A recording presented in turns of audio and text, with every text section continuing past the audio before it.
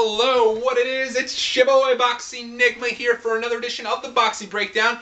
And excuse the undershirt, but because I'm wearing a hoodie, that is fact, to show that the aesthetics are different, and thus I filmed the Boxie Breakdown on a completely separate occasion than I filmed the Boxie Blitz. I can assure you of that.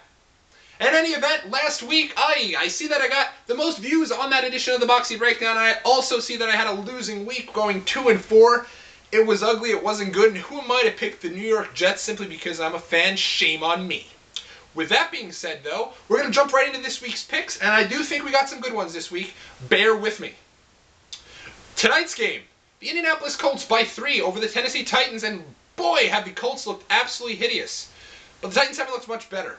As a matter of fact, I don't really see much in the Titans. And quite frankly, if Peyton Manning can't find a way to beat the Titans, even though it is in Tennessee, he don't belong in the playoffs. However, I don't think we're at the point where Peyton's not going to be in the playoffs just yet. I think he knows he has a chance, and I think Peyton gets it done tonight. The pick, Colts over Titans by 3. Then now let's move right into Sunday's games. And quite frankly, right off the bat, the first thing I see is I'm looking at all the favorites down in this column, and I see the Buffalo Bills in the favorites column. Who are they playing? The Cleveland Browns. This might be your sucker bet of the week, but quite frankly, sometimes take the chance. Maybe be a sucker for 1 week, because I take the Cleveland Browns here. The Cleveland Browns have beaten the New England Patriots. Only one other team has done that the whole season. Cleveland's also been on a bit of a roll. They played everyone tough, beat Miami last week, knocking them pretty much out of playoff contention. So I take the Cleveland Browns at 1-point underdogs as my number 1 pick to the Buffalo Bills. Number 2, it seems like the Minnesota Vikings are on a bit of a roll with Leslie Frazier as their coach. However, I could see Favre here taking a chance and jumping in the game.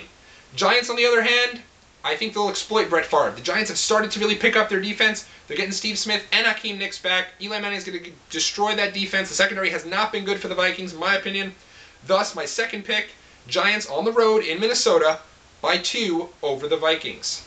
Number 3, and I feel like, sure, Detroit plays hard every week, but if they're still going to be underdogs by less than a touchdown against a superior team, especially one in the Green Bay Packers who are playing about as good as any team right now, I take the Packers by 6.5 over Detroit. I'll bet against Detroit every week, and it might continue to bite me in the ass, but if it does, so be it. It's a risk I'm willing to take. Packers by 6.5. Aaron Rodgers looks great, and I don't think the Packers are going to lose another game the rest of this season. A couple other things to touch on. Quick, who's the best team against the spread this year? And give up, it's the St. Louis Rams, and they're 9-point underdogs this week. Just food for thought there. And 2, yes, I am rooting hard for the Chicago Bears this week. I think you know why. In any event, let's jump right into the Sunday night game.